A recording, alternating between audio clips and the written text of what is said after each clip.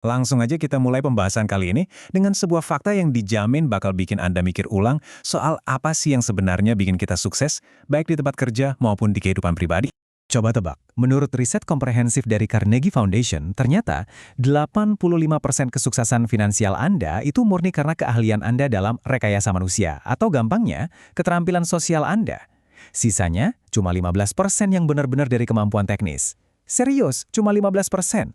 Jadi coba resapi ini sebentar. Kesuksesan, karir, dan kebahagiaan Anda itu jauh lebih ditentukan oleh seberapa jago Anda berhubungan sama orang lain dibandingin seberapa pinter Anda secara teknis. Nah, makanya buku panduan legendaris dari Dale Carnegie ini rasanya kayak jalan pintas paling ampuh buat nguasain hubungan antar manusia, bahkan sampai detik ini.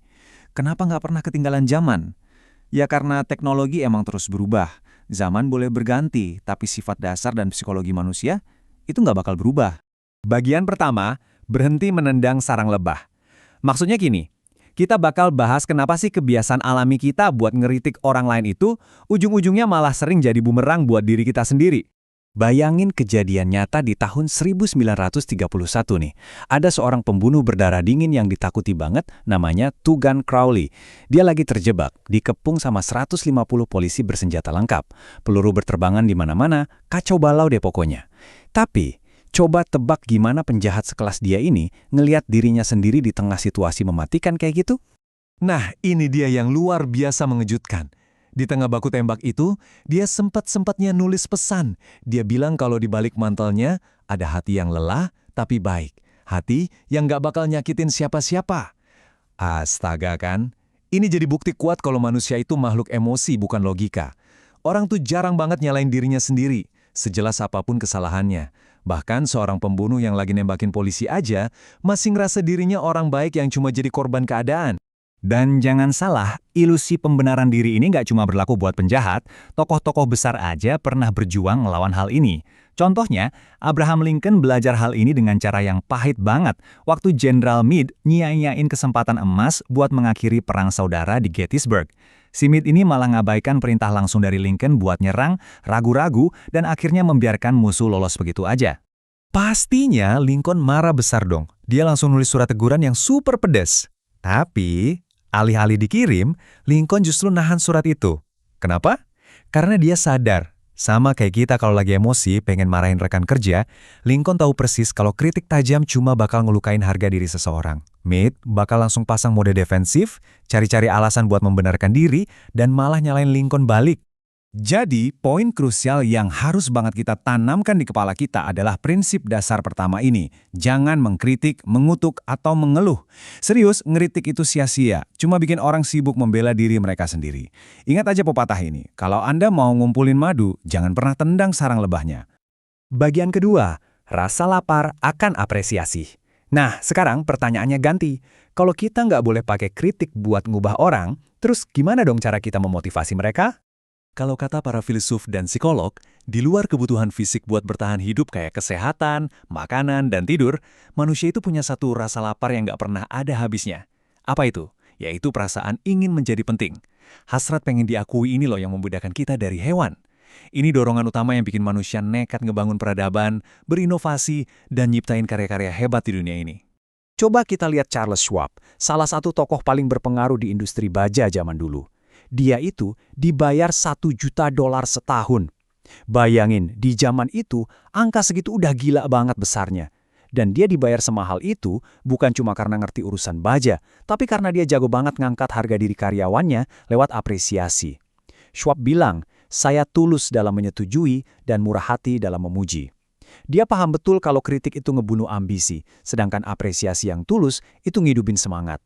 Tapi tunggu dulu, kita harus perjelas satu hal penting. Pisahin nih antara apresiasi yang beneran tulus sama sekedar sanjungan murahan. Apresiasi sejati itu asalnya dari hati, murni nggak ada pamrih. Kalau sanjungan murahan, itu cuma egois, manipulatif, dan sebatas di bibir aja. Orang zaman sekarang radarnya udah peka banget. Kita pasti tahu kan kalau lagi dipuji palsu, dan pujian palsu itu justru bakal ngancurin kepercayaan. Makanya, kita sampai di prinsip yang kedua. Untuk benar-benar bisa mempengaruhi orang lain, lupain deh sanjungan kosong dan biasakan kasih apresiasi yang jujur serta tulus. Mulai sekarang, coba perhatiin hal-hal baik yang dilakuin orang di sekitar Anda. Beri pengakuan buat hal sekecil apapun, dan Anda bakal lihat sendiri gimana apresiasi sederhana itu bisa bikin orang lain ngelakuin keajaiban. Bagian ketiga, pasang umpan pada kail. Sekarang kita bakal ngeksplorasi rahasia mutlak supaya orang lain, siapapun itu, dengan senang hati ngelakuin apa yang Anda mau. Bayangin kalau Anda lagi pergi mancing. Anda kan nggak bakal masang umpan kue stroberi di kail cuma karena Anda suka kue itu kan? Ikannya mana peduli. Anda pasti pakai cacing karena Anda harus fokus sepenuhnya sama apa yang dimauin oleh ikan. Sangat masuk akal kan? Tapi anehnya, kita ini sering banget lupa sama akal sehat ini kalau lagi ngadepin manusia. Kita terlalu sering ngoceh tentang apa yang kita mau aja. Pikirin deh soal cerita lucu dari penulis terkenal Ralph Waldo Emerson. Suatu hari, dia sama anak laki-lakinya lagi keringetan berjuang sekuat tenaga, maksa seekor anak sapi masuk ke lumbung. Sang ayah dorong dari belakang, anaknya narik dari depan. Dua pria terpelajar kalah sama seekor hewan keras kepala. Kenapa? Ya karena mereka cuma mikirin apa yang mereka inginkan. Anak sapinya makin melawan dong, kakinya nancap makin kuat di tanah. Terus datanglah seorang asisten rumah tangga yang dengan cerdik nyelesain masalah mereka tanpa perlu adu otot. Dia sama sekali nggak memaksakan kehendaknya. Dia perhatiin hewannya dan ngasih persis apa yang dimau si anak sapi. Dia manfaatin insting keibuan, dimasukinnya jari dia ke mulut sapi itu biar diisap kayak lagi nyusu, sambil pelan-pelan dan santai dituntun masuk ke lumbung. Nggak ada paksaan, cuma ada pemahaman. Nah, cerita tadi jadi prinsip inti kita yang ketiga. Satu-satunya cara buat mempengaruhi orang lain, entah itu anak Anda di rumah atau klien bisnis yang keras kepala, adalah dengan ngebahas apa yang mereka inginkan dan tunjukin gimana cara mereka dapetinnya. Hubungin tujuan Anda sama hasrat mereka, bangkitkan keinginan yang menggebu pada diri mereka, dan mereka bakal bergerak dengan sendirinya. Bagian keempat, tunjukkan ketertarikan yang tulus. Ini dia teknik masterclass pamungkas buat ngebangun koneksi yang cepat, bermakna, dan loyal sama siapa aja. Pernah merhatiin anjing peliharaan nggak? Anjing itu makhluk yang luar biasa. Dia nggak usah repot-repot bertelur atau ngasilin susu buat dapat tempat di rumah kita. Dia dapat posisinya cuma dengan satu cara. Dia selalu kelihatan luar biasa bahagia dan antusias tiap kali ngelihat kita. Kasih sayangnya itu nyata dan sama sekali nggak dibuat-buat. Di dunia kerja manusia, prinsipnya persis sama. Lihat aja pesulap legendaris Howard Thurston. Dia bilang kesuksesan besarnya itu bukan sekadar dari trik sulapnya yang jago. Rahasianya, sebelum naik ke panggung, dia selalu ngebisikin kalimat ini ke dirinya sendiri. Saya mencintai penonton saya. Dia nggak melihat audiensnya sebagai objek buat dipukau, tapi dengan rasa syukur dan ketertarikan yang benar-benar tulus. Kenyataan pahit tapi penting banget buat kita sadari adalah orang itu pada dasarnya cuma mikirin diri mereka sendiri. Kalau kita cuma sibuk ngomongin kehebatan kita atau pamer biar orang terkesan, ya kita mungkin dapat perhatian sesaat, tapi nggak bakal dapat teman sejati. Anda beneran bisa dapat lebih banyak teman dalam waktu 2 bulan dengan tulus merhatiin orang lain daripada 2 tahun buang-buang energi maksa orang buat merhatiin Anda.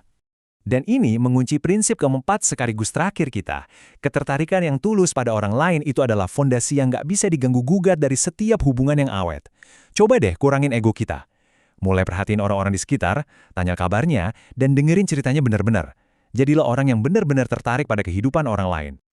Sebelum kita akhiri pembahasan seru kali ini, saya mau ninggalin satu pertanyaan buat Anda renungin. Gimana Anda bakal ngambil prinsip-prinsip abadi yang baru aja kita bahas ini, dan benar-benar diterapin di keseharian Anda mulai hari ini? Maukah Anda nyoba ngepraktekin keajaiban rekayasa manusia ini? Ingat loh, ilmu ini cuma bakal jadi kekuatan kalau beneran dipraktikin. Sampai jumpa lagi, dan selamat mencoba!